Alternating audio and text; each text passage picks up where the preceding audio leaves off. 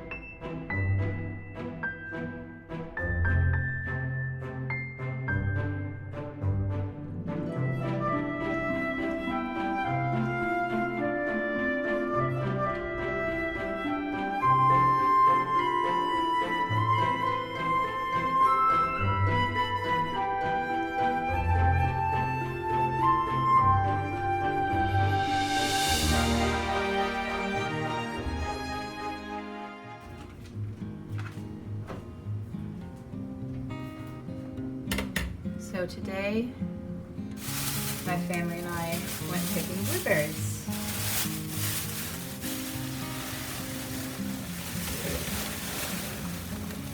The farm up the road from us sells them for $4.34 a pound. That is equivalent to what I get for 6 ounces of blueberries at the store. So picking them yourself is a much better deal. While they're ripe, we're just picking away. We're gonna go back next week, I think. maybe even tomorrow. It was way hot today. It was way super hot today, so we didn't get to pick as many as we wanted, but we got about $46 worth of blueberries. So it was worth it, but when you pick outside, you find spiders, you find ticks, all kinds of wonderful little things. Here's a spider. I don't know if you can see that on the camera, but it's there. There, I got it off. It's just...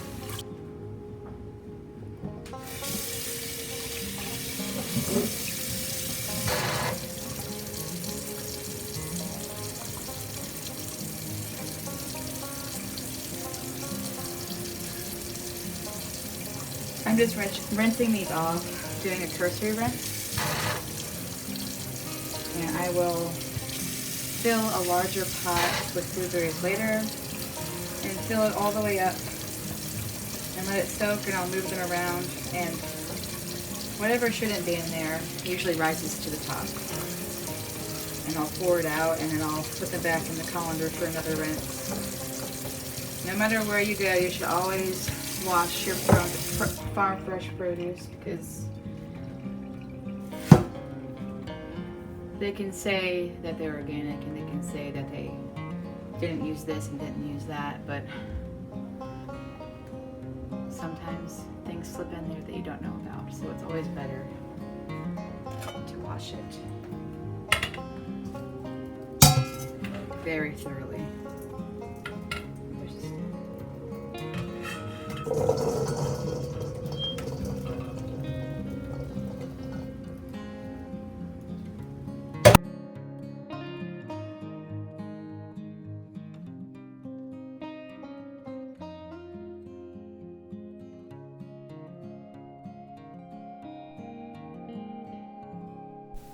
The farm that we go to offers their almost expired produce for $5 for a grocery bag full. So I used to go there and fill up a grocery bag with stuff and go home and preserve the ingredients. So I went there and got peppers, and you saw those peppers right there. Those are sweet pickled peppers, and I got 4 grocery bags full of red and green peppers, and I preserved them last year. It was $20 for 4 grocery bags of green and red peppers. Most of them were red, so little things like that help people get by. Look around in your area and see if you have something similar that a farmer's market or a farm store offers in your section of the world.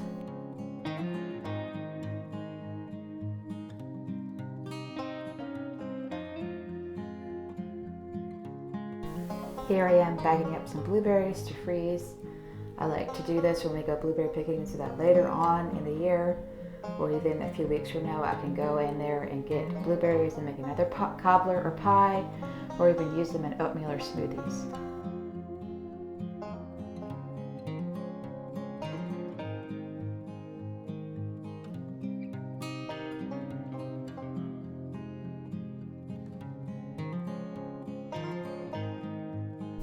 My kids each asked me for a cup of blueberries, so here I am scooping up cups of blueberries for the kids.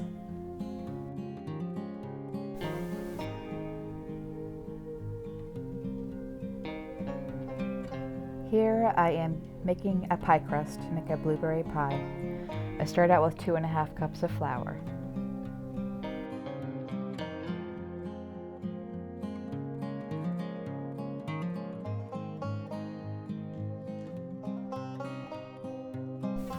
Here I'm adding 1/4 cup of sugar.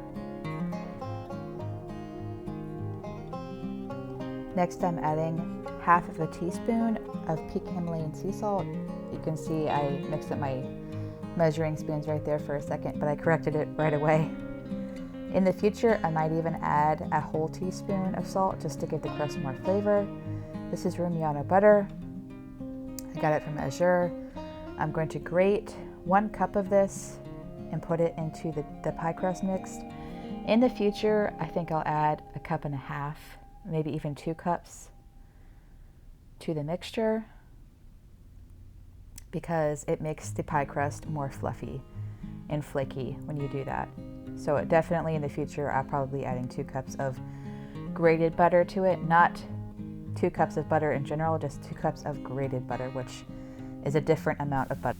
In the future, I will also probably be grating the butter directly into the bowl because this stuff is gold. Not only is it a great butter, it tastes great, but it's also kind of expensive. So I didn't want to waste any of it. So grating it into the bowl is the best option.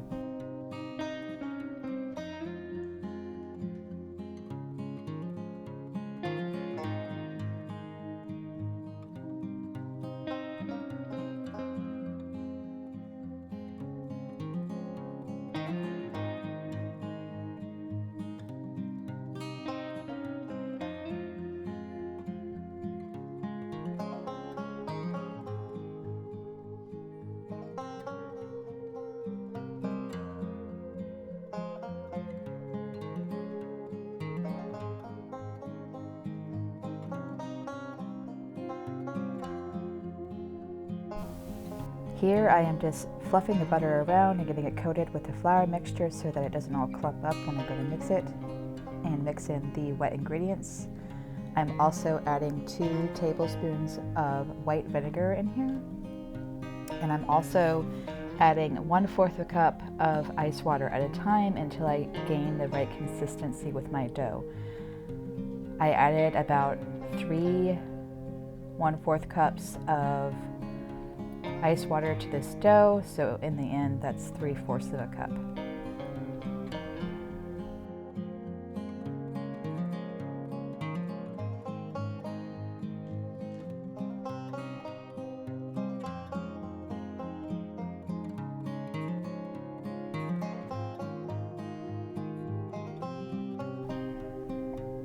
Right now I'm using a pastry cutter to cut in the butter and incorporate everything into the dough mixture. You can also use a food processor. I do not have a food processor, that's why I'm using the pie crust cutter, or the dough cutter. Here I am shaping the dough into a nice rectangle square shape, and I'm covering it with plastic wrap. I will keep this in the refrigerator for 1 to 2 hours or in the freezer for about 45 minutes, and it will help firm the dough and get it ready to roll into a pie crust shape. I'm now making the filling for the pie. I'm adding 5 cups of blueberries to a bowl.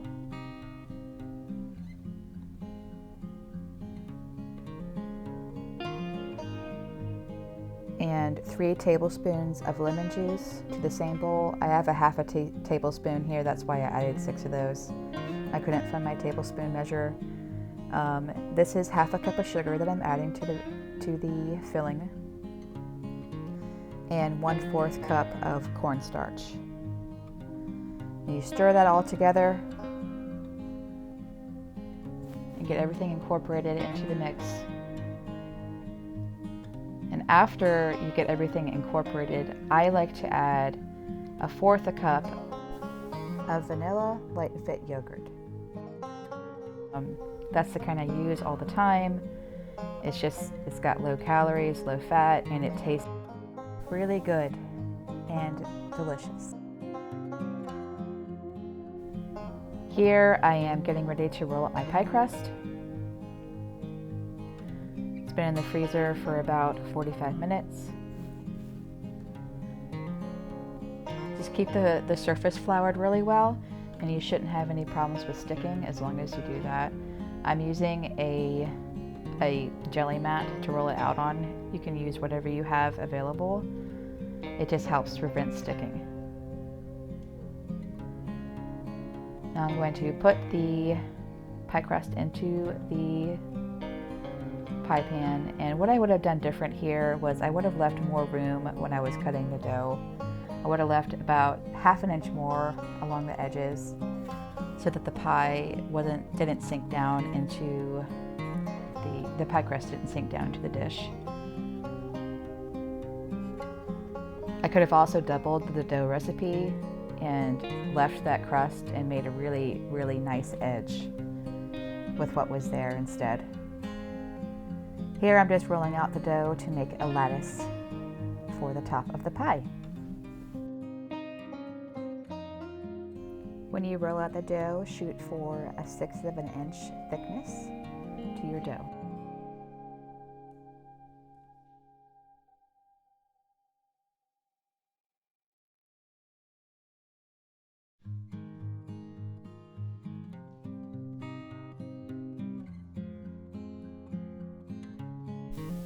My lattice cuts were about 1 inch thick.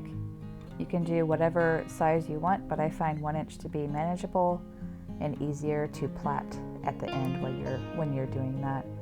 I'm just putting the pie filling into the pie pan, and I even out those blueberries so that the lattice doesn't dip in and sink down in any areas of the pie. I'm adding about 2 tablespoons of grated butter to the top of the blueberries. It just gives the pie more flavor and fat, so if you don't want extra fat, don't add that.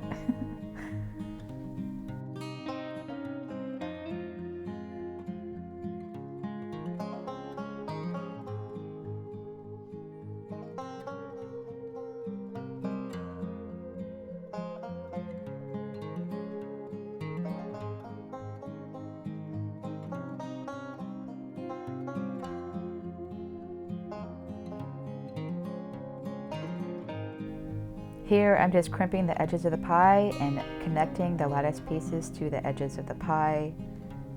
It's not exactly the most beautiful pie in the world, but at the very end it looks pretty. I'm also cracking an egg and mixing that up to coat the top of the pie with an egg wash. This gives the pie a nice golden brown color and makes it more visually appealing to the person who's going to eat it.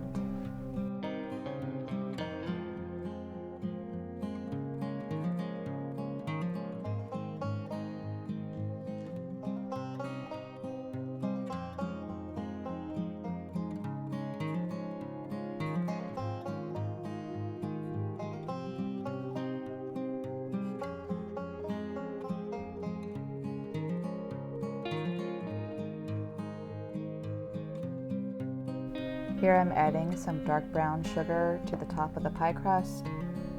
At the very end of the process, I didn't really taste or notice a difference with the brown sugar, but the white sugar definitely added a difference. The only thing that it really added to the top of the pie was a nice golden brown color. So if you want to skip the brown sugar, go ahead. I cover the edges with foil just to ensure that there's no burning while the pie is cooking.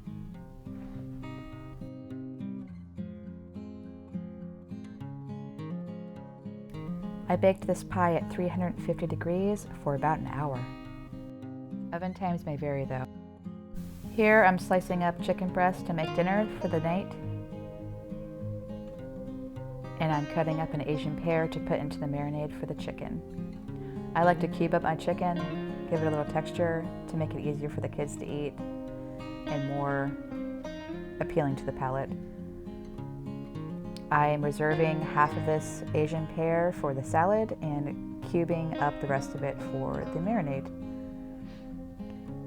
That is Asian barbecue sauce that I got from the Asian market. It is apple and pear flavored. It's Korean and it is so good. Now I'm just mixing it up and it's going to marinate for a while I make this salad. This is a quick salad. It's just carrots cut up into thin slices. Julienne, I guess, but mine aren't that fine, so I can't really call them julienne. And I add some sweet butter lettuce to the bowl, as well as some romaine lettuce that I chop up and wash. It makes a really nice textured salad. Here, I'm washing the lettuce right now. And I'm really particular about the lettuce in my salad. I do not like wet lettuce in my salad, so here I am thoroughly drying the lettuce before I put it into the salad bowl. I add the carrots, the sliced Asian pears, and I am done with that salad. Here I am grilling the chicken for dinner tonight on my cast iron skillet. It's got ribs on it, so it really helps make those pretty grill marks. Now I'm making a dressing for the salad. It's a pinch of sea salt, 1/4 a cup of olive oil, 1/4 a cup of rice wine vinegar seasoned, 3 tablespoons of sesame oil. I'm using a 1/2 a tablespoon here because I lost my tablespoon measure, and 1 1/2 tablespoons of honey.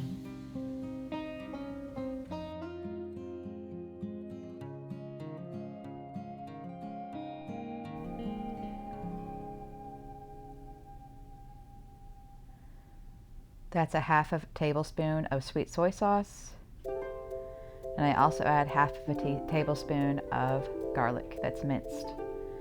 Here I add sesame seeds to taste. I really like sesame seeds, so I added a lot. You need to shake it up, and you have yourself a salad dressing. It's Asian-inspired salad dressing, so it goes with the dinner. And here is the pie. It was delicious. It did run over a little bit though, so I think adding more crust in the future, doubling that pie crust recipe and bringing up those edges will be a great idea. Here I'm putting up dinner. It's just the chicken, the salad, and that Asian dressing. It was delicious. Everybody loved it. Even the 2-year-old ate it. If you enjoyed this, please like and subscribe.